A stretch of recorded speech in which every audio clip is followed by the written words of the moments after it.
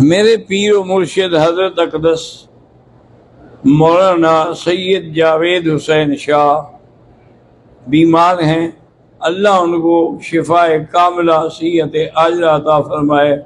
دعا کیا کرو۔ آج کل یہ اللہ والے لوگ جو ہیں بہت کم ہو گئے ہیں۔ آج کل مداریوں کا دور ہے، آج کل میراثیوں کا دور ہے، لیکن جو صحیح معنوں میں اہل اللہ ہیں، اللہ کے ولی ہیں، وہ بہت کم ہیں۔ تو ایسے لوگوں کو اللہ زندگی دے، اللہ صحت دے، اللہ ان سے مزید کام لے۔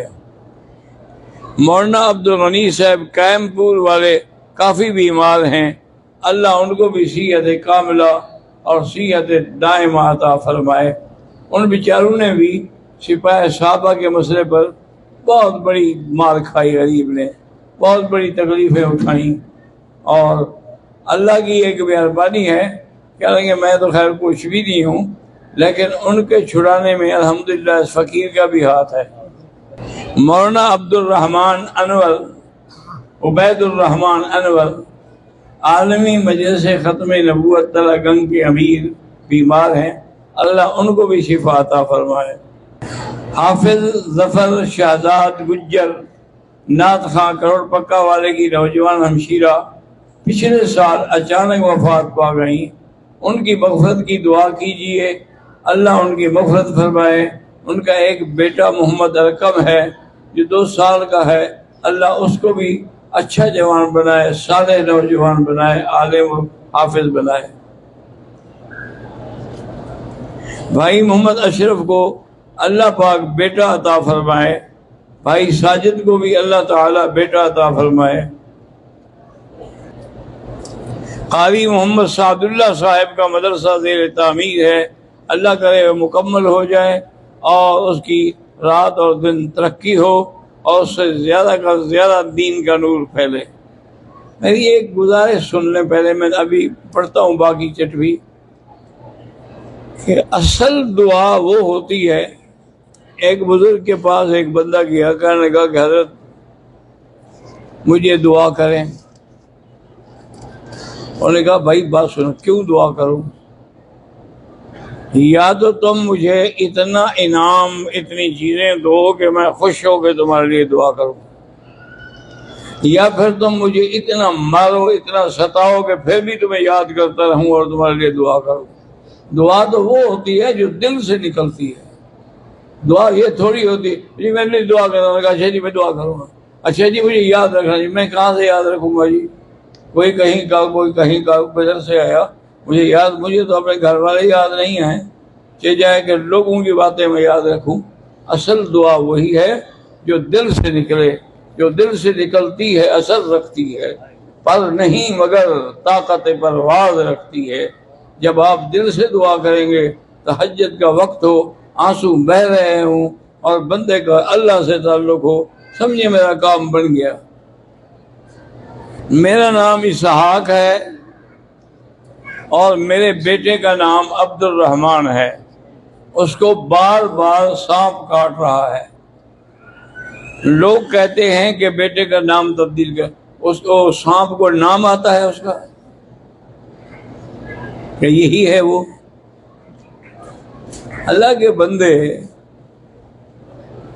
ایک وہم کا کوئی اصل وجوہات یہ ہوتی ہیں کہ بھئی نر اور مادہ کو ایک خاص موسم میں اگر ایک کو مارا جائے تو دوسرا انتقام لینے کی کوشش کرتا ہے۔ یہ بات تو ہے صحیح۔ ہمارے اپنے پاس ہمارے گزارا تھا ایک کالو خان، اس کو 7 دفعہ صاحب نے ڈسا۔ میں نے اس کو بلایا، میں نے کیا بات ہے؟ اس نے کہا حضرت میں نے ان کا مادہ کو مارا تھا، اس کا نر جو ہے اسی مدت میں اسی مہینے میں آگے بدلہ لیتا ہے، لیکن مجھے ہوتا کچھ نہیں، میں مرتا نہیں ہوں۔ تو بہرحال اللہ اس کو شفا دے۔ سانپ دشمن ہے، اللہ ہر دشمن سے بچائے۔ کیا محمود کوہاٹ ٹانڈا ڈیم سے تعلق رکھتے ہیں، کل رات سے گھر سے لاپتہ ہے۔ بہت ہی متقی اور ایماندار اور غریبوں کا کام والا انسان ہے، اللہ کرے گا مل جائے گا۔ گھر والے سارے اکٹھے بیٹھ کے سورۃ والضحیٰ پڑھیں، اور سورۃ والضحیٰ میں جو آیت ہے نا وَوَجَدَكَ ضَالًّا فَهَدَىٰ، اسی پر اس کا تصور کرے گا، یا اللہ وہ مل جائے، انشاءاللہ جلدی مل جائے گا۔ ایک آدمی عمرے کی نیت سے احرام باندھتا ہے، ہوٹل میں پہنچتا ہے تو مسئلہ معلوم نہ ہونے کی وجہ سے غسل خانے میں کپڑے تبدیل کر لیتا ہے، پھر بتانے پر دوبارہ چادریں مارے، کوئی دم نہیں ہے۔ ہماری بیٹی کی شادی کرنی ہے، اس کی عمر 40 سال ہے، اللہ تبارک و تعالیٰ اس کو صحیح، اچھا اور دیندار رشتہ نصیب فرمائے۔ اس سے کہیں کہ وہ روزانہ 3 دفعہ سورۃ الرحمن پڑھ کے دعا مانگا کرے۔ ہمارے یہاں ایک مولوی صاحب ہوتے تھے، فوت ہو گئے، اہل حدیث تھے اور بڑا ہی نیک آدمی تھا اور بڑا ہی اچھا عالم تھا، لیکن ہر سال جب لوگ آتے نا اس قسم کا مسئلہ پوچھتے، وہ جی میری ایک لڑکی ہے، نکاح نہیں ہے، بڑا فقیر تو حاضر ہے، وہ ہر سال شادی کرتا ہے، اللہ کا بندہ، حالانکہ 70-80 سال عمر تھی۔ تو میں نے ایک دن ان سے پوچھا، میں نے کہا حضرت آپ اس عمر میں عورت کو خوش کر لیتے ہیں؟ انہوں نے کہا وہ مجھ سے پناہ مانگتی ہے، میں اتنا طاقت والا ہوں۔ اللہ عالم، جھوٹ بولا یا سچ بولا، فوت ہو گئے، اللہ نے وفات فرمائے، سارا دن حدیث پڑھاتے تھے۔ میری پریشانی ختم ہو، بھائی اگر کوئی پریشانی ہو نا تو اس کا علاج یہ ہے کہ حسبنا اللہ و نعم الوکیل۔ صحابہ میں پریشانی آئی تو انہوں نے بھی یہی پڑھا، حضرت ابراہیم کو جب آگ میں ڈالا گیا تو انہوں نے بھی یہی پڑھا، بی بی عائشہ پہ جب تہمت لگی تو انہوں نے بھی یہی پڑھا۔